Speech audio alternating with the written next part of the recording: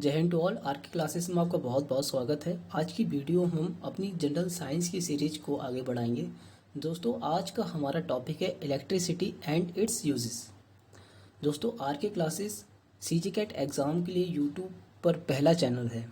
दोस्तों, आपके जितने भी साथीगण हैं जो इस एग्ज़ाम की तैयारी कर रहे हैं, अभी तक इस पर यूट्यूब पर कोई वीडियो नहीं है, तो आशा करता हूँ आप ये वीडियो उन तक पहुँचाएँगे एवं जिन ग्रुपों से आप जुड़े हुए हैं उसमें भी इसे शेयर करेंगे। अपनी क्लास की तरफ आगे बढ़ते हैं। दोस्तों, हमारा पहला क्वेश्चन है, a continuous and a close path of an electric current is called. दोस्तों, ये उसके ऑप्शंस हैं और इसका सही आंसर है option number C, electric current, electric circuit. दोस्तों, हमारा सेकंड क्वेश्चन है, the amount of charge flowing through a particular area in unit time is called. These are the options. और दोस्तों, इसका सही answer option number B, electric current.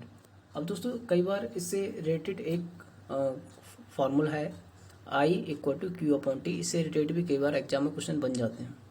Suppose that जैसे हम इसी अपने क्वेश्चन को भी डिफाइन कर सकते हैं। सपोज दैट अगर मैं टी की वैल्यू 1 रख दूँ तो हमारा जो अमाउंट ऑफ चार्ज होगा वो हमारे किसके बराबर हो जाएगा, करंट के बराबर हो जाएगा। Next is the SI unit of charges. दोस्तों, दीज आर द ऑप्शन। और दोस्तों, इसका सही आंसर है ऑप्शन नंबर सी। अब दोस्तों, ये तो एसआई यूनिट हो गई। सपोज दैट आपसे अगर सीजीएस यूनिट पूछ लेता है तो उसका आंसर क्या होगा। दोस्तों, इसका आंसर होगा फ्रैंकलिन। तो जब भी आप सीजीएस यूनिट पूछेगा तो आप फ्रैंकलिन आंसर टेक करेंगे। Next is what is the charge on an electron. तो दोस्तों, इसका सही आंसर है option number A, 1.6 into 10⁻⁻19 coulomb. Next is identify the correct relations. These are the options. और दोस्तों, इसका सही answer option number B, Q equal to N E. इसे प्रीवियस क्वेश्चन में हमने पढ़ा था कि जो जो इलेक्ट्रॉन है ई, उस पर टोटल कितना चार्ज रहता है, तो वो कितना रहता है 1.6 इंटू 10⁻⁻19 कूलम।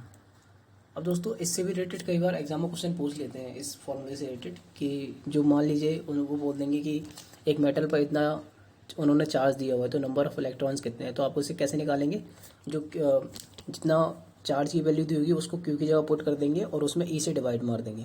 ई से डिवाइड मारने का मतलब 1.6 इंटू 10⁻⁻19 उसकी जगह पुट कर देंगे और इससे एन की वैल्यू मतलब नंबर ऑफ इलेक्ट्रॉन्स की वैल्यू हमारी डिफाइन हो जाएगी।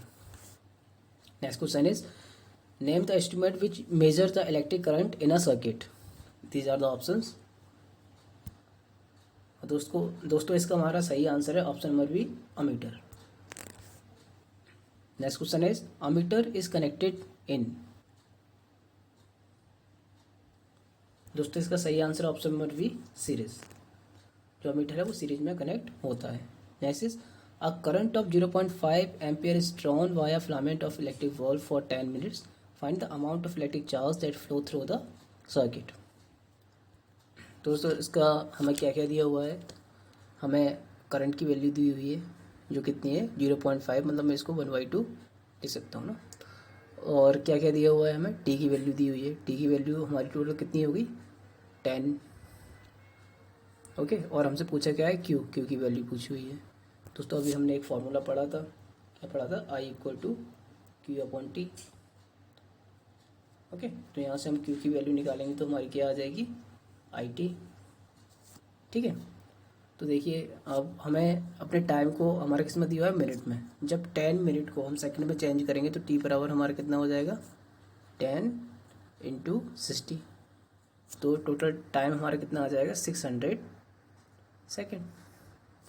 ठीक है, तो क्यू की वैल्यू ये दी हुई है हमारी। अब आई की वैल्यू 0.5 दी हुई थी तो इसको मैं 1/2 लिख लेता हूँ। अब इसके बाद क्या हुआ, जो हमारा टाइम दिया है वो टोटल कितना दिया हुआ है 600। ओके, अब ये 2 से जब मैं 600 को डिवाइड मारूंगा तो कितना आ जाएगा 300 कूलम। तो इसका आंसर क्या हो जाएगा option number D, 300 coulomb.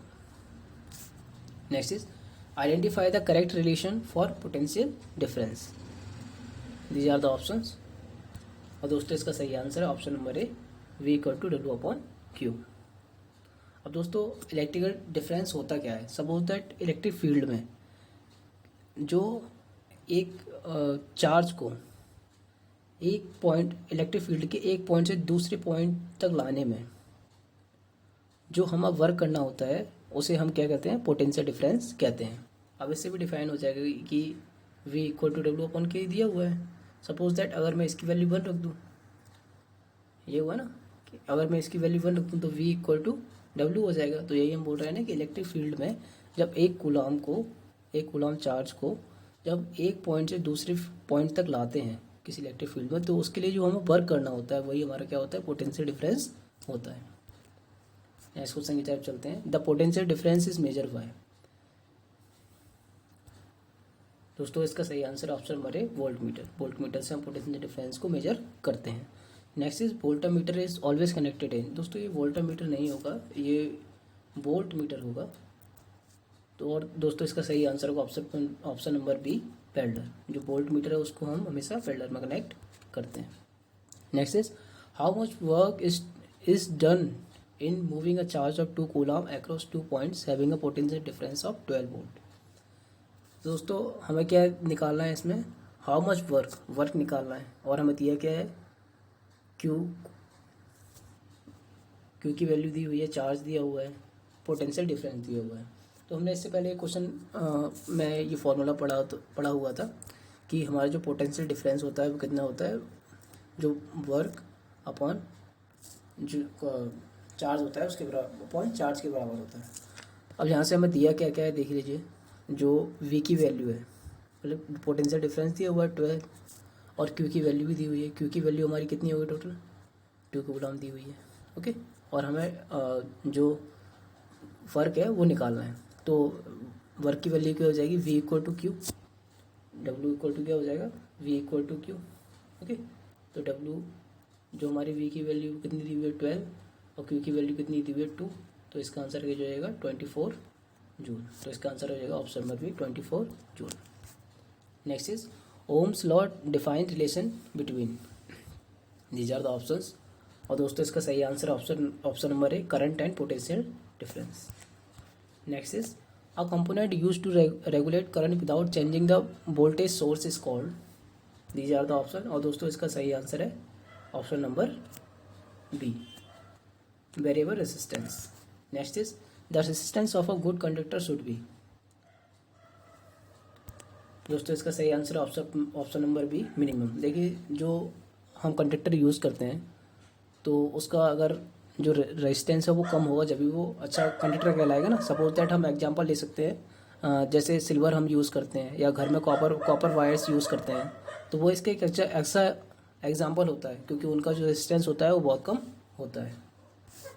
Next is the resistance of a conductor depends on, these are the options. और दोस्तों इसका सही आंसर है option number D all the above, क्योंकि जो हमारा रेजिस्टेंस है वो लेंथ पे भी डिपेंड करता है, एरिया ऑफ सेक्शन पे भी करता है, और ऑन द नेचुरल मटेरियल पे भी करता है।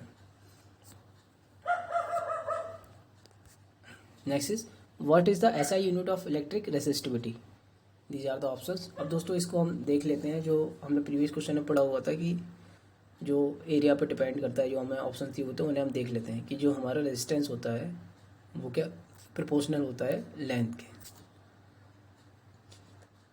और जो रेजिस्टेंस होता है वो इन्वर्सली प्रोपोर्शनल होता है किसके, एरिया के। क्लियर। अब ये दोनों इक्वेशंस को जब मैं मिलाऊंगा ये कुछ इस प्रकार हो जाएंगी, R proportional L upon A. Okay, अब देखिए अगर मैं इस कांस्टेंट के साइन को हटाऊंगा, सॉरी प्रोपोर्शनल के साइन को हटाऊंगा, तो कुछ तो कांस्टेंट यहाँ पे आएगी। तो R equal to suppose that यहाँ आ गया रो कांस्टेंट, तो यहाँ क्या हो जाएगा एल अपॉन ए। ओके, अब मैं रो की अगर वैल्यू निकालूँ यहाँ से, तो रो की वैल्यू हमारी क्या आ जाएगी, R A upon L. Clear. तो हमारा जो रो है यही हमारी रेसिस्टिविटी है। अब मैं इसकी यूनिट निकालना चाहता हूँ, यूनिट निकालूंगा तो ये आर की वैल्यू क्या आ जाएगी हमारी ओम। ओके, और ये क्या हो जाएगा हमारा मीटर का स्क्वायर, और एल की वैल्यू क्या हो जाएगी हमारी मीटर। अब मीटर से मीटर कैंसिल, तो क्या बचाएगा ओम इंटू मीटर। तो इसका आंसर क्या हो जाएगा option number A ohm into metre. अब इससे पहले वाले क्वेश्चन को देख लेते हैं कि जो हमारा रेजिस्टेंस होता है वो लेंथ पे डिपेंड करता है, बिल्कुल करता है क्योंकि ये प्रोपोर्शनल है। अब जो रेजिस्टेंस होता है वो एरिया पर डिपेंड करता है, बिल्कुल करता है, क्योंकि ये इन्वर्सली प्रोपोर्शनल है। अब जो जो मटेरियल होता है उस पर भी डिपेंड करता है, क्योंकि हर एक मटेरियल का अलग अलग रेजिस्टेंस और रेजिस्टिविटी होती है। Next question is resistance of a metal wire of length 22 meter is 21 ohm if the radius of wire is 2 mm, what will be the resistivity of metal। दोस्तों इसको आप 2 कर लें, ओनली 2 mm नहीं 2 metre होगा ये। दोस्तों इसको हम देख लेते हैं कि ये पूछ क्या है हमसे, रेसिस्टिविटी पूछ रहा है। तो रेसिस्टिविटी का हमने फॉर्मूला पढ़ता है, रो इक्वल टू क्या होता है हमारा, आर ए अपॉन एल होता है। ओके, अब देखिए जो हमारा एरिया है, एरिया हमारा क्या होगा, जो वायर के लिए क्या होगा, पाई आर स्क्वायर होगा। ठीक है, अब ये एरिया हो गया हमारा। अब हम इस फॉर्मूले में अपनी वैल्यू को पुट कर देते हैं। रो बराबर क्या होगा हमारा, आर की वैल्यू हमें कितनी दी हुई है, 21। ओके, अब ए की वैल्यू क्या होगी, पाई आर स्क्वायर, तो पाई की वैल्यू हम क्या रख देंगे, 22/7। अब आर की वैल्यू हमें 2 मीटर दी हुई है, 2 का स्क्वायर कितना हो जाएगा हमारा, 4। ओके, ये हो गया आर। एल अपॉन में क्या लिखना है हमें, एल। एल कितना हो जाएगा हमारा, एल कितना हो जाएगा, दिया हुआ है ना, तो ये कितना हो जाएगा हमारा 22। ओके, तो 22 से 22 हमारा कैंसिल, 7 से 21 कैंसिल हो जाएगा 3 टाइम्स। जब 3 का हम 4 से इंटू करेंगे तो हमारी रेसिस्टिविटी कितनी हो जाएगी, 12 ओम इंटू मीटर। ठीक है दोस्तों, इसका आंसर क्या हो जाएगा हमारा, option number A 12 ohm into metre. Next is why alloy is used in electric heating device like toaster, electric iron। These are the options। और दोस्तों इसका सही आंसर है option number C, A and B both. क्योंकि जो alloy होती है वो क्या है, जल्दी बर्न नहीं होती, हाई टेम्परेचर वेयर करने में कैपेबल होती है, और दूसरा इसकी रेसिस्टिविटी भी हाई होती है, इसलिए हम टोस्टर वगैरह में क्या करते हैं, एलॉय को यूज़ करते हैं। Next is what will be the right equation when 3 resistors are in series. जब जो इक्वेशंस होगी वो हमारी ये बनती है, R resultant equal to R1 plus R2 plus R3। Okay, तो दोस्तों इसका सही आंसर होगा option number B, R1 plus R2 plus R3। Next is, अब ये हमारे एक डायग्राम की हेल्प से समझाया गया है। सपोज दैट अब सीरीज और पैरेलल से कई बार एक क्वेश्चन कॉमन है कि जो जब हमारे जो रजिस्टर्स हैं वो अगर सीरीज में कनेक्टेड हैं तो क्या चीज़ कॉमन रहेगी। जब सीरीज में कनेक्टेड है तो जाहिर सी बात है कि इसमें आई कॉमन रहने वाला है, हमारा करंट कॉमन रहेगा। ओके, तो हम देख लेते हैं कि सपोज दैट जो हमारा R1 रजिस्टर है, इसमें हमारा जो पोटेंशियल डिफरेंस होगा वो कितना होगा, V1, इसका क्या होगा V2, और इसका कितना होगा V3। ओके, हमारा आई तो सेम ही है, जो रिजल्टेंट इसका वोल्टेज होगा वो कहता है V equal to V1 plus V2 plus V3 होगा। ठीक है, अब V की वैल्यू हमारी टोटल क्या आ जाएगा, IR इक्वल टू, अब V1 की वैल्यू हमारी क्या होगी, आई तो हमारा सेम ही है, तो क्या होगा IR1, और V2 की वैल्यू कितनी होगी, IR2, और V3 की वैल्यू कितनी होगी, IR3। ओके, अब ये तीनों हम इसमें पुट कर देंगे तो हमारा क्या होगा, आई कॉमन आ जाएगा, और ब्रैकेट में क्या बचेंगे, R1 plus R2 plus R3। Okay, आई से आई कैंसिल हो जाएगा, तो फाइनल हमारी जो इक्वेशन है वो क्या चाहिए, R equal to R1 plus R2 plus R3। ये हमारी फाइनल इक्वेशन आ चुकी है। तो यही हम प्रीवियस पेज पे डिस्कस कर रहे थे, तो यही इस प्रकार से इसे सॉल्व करते हैं। अब ऐसे क्या होगा, कई बार वो न्यूमेरिकल भी दे देगा कि मान लीजिए 5, 6 और 7 ओम के 3 रेजिस्टेंस हैं जो सीरीज में कनेक्टेड है, तो उसकी रिजल्टेंट क्या आएगा, तो 5, 6, 7 तीनों को आप ऐड कर दोगे तो कितना आ जाएगा, टोटल 18 ओम इसका आंसर हो जाएगा। तो ऐसे सिंपल से क्वेश्चन भी एग्जाम में पूछ सकते हैं जो आपको याद रखना है। ओके, अब पैरेलल का पूछ लिया। अब पैरेलल से एक बहुत ही अच्छा क्वेश्चन बनता है कि पैरेलल में जब कोई रेजिस्टेंस कनेक्ट होते हैं तो उसमें क्या चीज़ हमारी जो है वो कॉमन रहती है। तो इसमें हम क्या करते हैं, हमारा वोल्टेज कॉमन रहता है। ठीक है, जो चेंज नहीं होता, कांस्टेंट रहता है। अब इसमें देख लेते हैं, जब यहाँ से हमारी आई डिवाइड हो जाएगी, यहाँ क्या आ जाएगा I1, I2, और यहाँ क्या हो जाएगा I3। ओके, तो देख लो, अब यहाँ हम देखेंगे तो जो हमारी रिजल्टेंट करंट होगा वो किसके बराबर होगा, I1 plus I2 plus I3 के बराबर होगा। ओके, अब B बराबर आई आर, जो ओम्स लॉ हमने पढ़ रखा है उससे ही हम देख लेते हैं। ओम्स लॉ से हम क्या करेंगे, V equal to I R से, तो जो हमारी I की वैल्यू है वो क्या आ जाएगी हमारी, B अपॉन आर आ जाएगी। और सपोज दैट हमें पहले रेजिस्टेंस के लिए निकालना है, पहले रेजिस्टेंस के लिए निकालेंगे तो क्या है ये हमारी वैल्यू, उसमें जो I1 की वैल्यू निकालेंगे, मान लो हम I1 की वैल्यू आएगी तो वोल्टेज तो हमारा सेम रहने वाला है, तो यहाँ क्या आएगा R1। और I2 के लिए निकालेंगे हम, I2 के लिए निकालेंगे तो V इक्वल टू R2, और ऐसे ही V I3 की वैल्यू निकालेंगे तो क्या हो जाएगा, B अपॉन R3। ओके, तो जब हम ये सारी वैल्यूज इस इक्वेशन में पुट करेंगे तो I की वैल्यू क्या हो जाएगी, B upon R equal to, ठीक है, तो ये I1 की वैल्यू क्या हो जाएगी, V upon R1 plus B upon R2 plus B upon R3। इसमें से B3 हम कॉमन है, कॉमन लेके काट देंगे, हमारी फाइनल इक्वेशन क्या आएगी, 1/R1 equal to 1/R equal to resultant equal to 1/R1 plus 1/R2 plus 1/R3। ठीक है, जो हमारी आएगी ये फाइनल इक्वेशन आएगी। तो इससे भी रिलेटेड कई बार एग्जाम में क्वेश्चन आएंगे। मैंने 2 क्वेश्चन आपको याद रखना है कि जब हमारी कोई भी रजिस्टर होते हैं जो अगर वो पैरेलल में कनेक्ट है तो उसमें क्या चीज़ हमारी सेम रहने वाली है। जब पैरेलल में है तो वोल्टेज सेम रहेगा, जब सीरीज में है तो उसका करंट सेम रहेगा। Next is find the correct relations, these are the options. दोस्तों इसका सही answer option number A, P equal to VA। Next is what is the equation for Joule law of heating, these are the option. दोस्तों इसका सही answer option number A, H equal to I² RT। Next is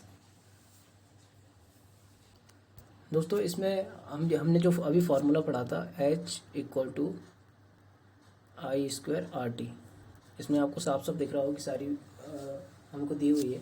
जब हमें heat की value देते हुए heat से related हमारे पास ये फार्मूला जो हमने पहले पढ़ा था वो दिया हुआ है।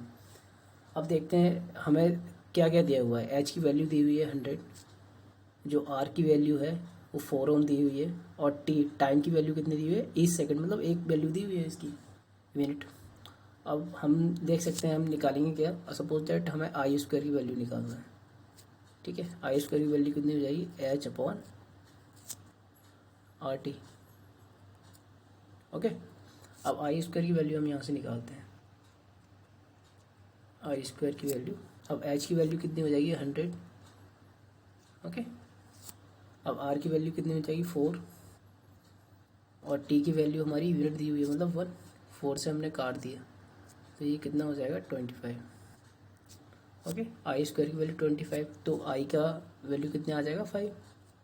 ठीक है, तो I की वैल्यू हमने कितनी निकाल दी, अपनी 5 निकाल दी। अब हमें निकालना क्या है, पोटेंशियल डिफरेंस। अब देखिए हमने जो हमारा ओम्स लॉ क्या था, V बराबर IR था।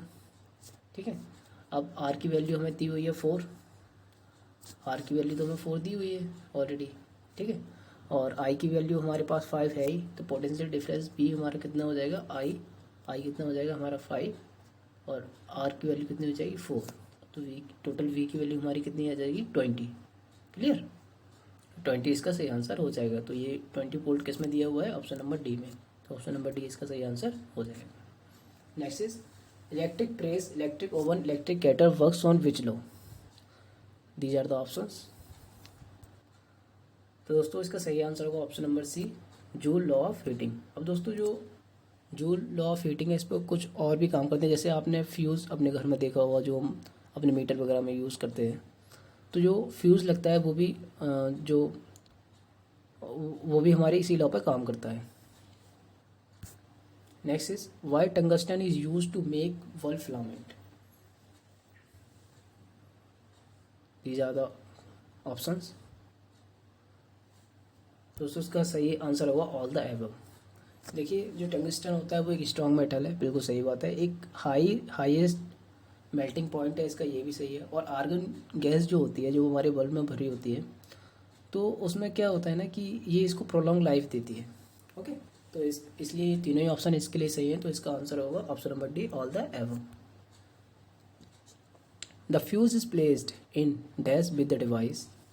तो हमारे घर में जो अभी हमने बात भी की थी कि जो हमारे मीटर्स में जो फ्यूज़ लगे होते हैं वो किस में लगे हुए होते हैं, तो ये हमारे सीरीज में लगे होते हैं। तो इसका ऑप्शन नंबर ए सही आंसर हो जाएगा। फ्यूज़ में एक्चुअल में होता क्या है, एक वायर लगा होता है ना, जो अगर मान लो बहुत ज़्यादा पावर सप्लाई आती है तो मेल्ट हो जाता है और हमारी जो शॉर्ट सर्किट होने से बचा लेता है। तो यही तो उसका काम है। तो ये भी एक लॉ ऑफ हीटिंग पर ही काम करता है और किस में कनेक्ट होता है, सीरीज में कनेक्ट होता है। ओके, अब ये 1 किलो वाट आवर की कई बार वैल्यू भी पूछ लेते हैं कितनी होगी। दोस्तों ये हमारे ऑप्शंस भी दिए हुए हैं और हम इसको डिफाइन करके देख लेते हैं एक बार। तो दोस्तों इस क्या है, 1 किलो, किलो को आप जानते हो 10⁻³ लिख देते हैं हम। और आर की वैल्यू को अगर हम सेकंड में कन्वर्ट करेंगे तो कितना हो जाएगा, 62 × 60। ठीक है, तो ये कितना हो जाएगा, ये कितना आ जाएगा 3600 और यहाँ 10⁻³ और सपोज दैट ये 2 जीरो है, इसको मैं यहाँ लेके जाऊँगा तो 10⁵ हो जाएगा। ये 10⁵ × 36। ठीक है, अब यहाँ हम पॉइंट बढ़ाएंगे तो यहाँ एक पावर बढ़ जाएगी, तो कितना आ जाएगा 3.6 × 10⁻6 जूल। तो ऑप्शन नंबर ए इसका सही आंसर हो जाएगा।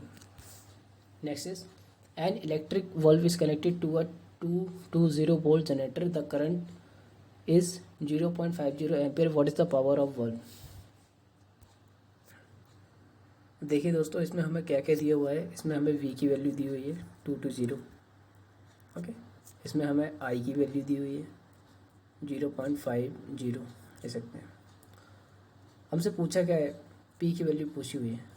अब दोस्तों अभी हमने एक फार्मूला पढ़ा था, मैंने आपको बताया था P = VI। ठीक है, P = VI हमने पढ़ा था। अब तो देखो इसमें हम देखते हैं P। अब V की वैल्यू हमें क्या दी हुई है 220। अब सेम जो हमारा 0.5 है 50 है, इसको हम 1/2 भी लिख सकते हैं। अब इससे जब हम 220 को काटेंगे तो P बराबर कितना हो जाएगा 110 जूल। तो ऑप्शन नंबर ए इसका सही आंसर हो जाएगा। नेक्स्ट क्वेश्चन है power supply use in Holmes is. दोस्तों इसका सही आंसर ऑप्शन नंबर ए 234 हर्ट्ज। नेक्स्ट क्वेश्चन, ये क्वेश्चन दोस्तों मैं आपके लिए छोड़ रहा हूँ। आशा करता हूँ कि आप इस क्वेश्चन को अच्छे से सॉल्व करेंगे। अगर आपको ये क्वेश्चन आपसे सॉल्व करके आप कमेंट बॉक्स में इसका आंसर लिखिए। अगर आपको कोई भी डाउट आता है इस क्वेश्चन में या पूरे वीडियो में कहीं भी डाउट है तो प्लीज़ आप कमेंट में हमसे पूछें, हम उसका ज़रूर रिप्लाई देंगे। आशा करता हूँ ये वीडियो आपको पसंद आया होगा और इस वीडियो को आप शेयर भी करेंगे अपने दोस्तों के साथ में। इसी उम्मीद के साथ थैंक्स फॉर वॉचिंग। जय हिंद टू ऑल।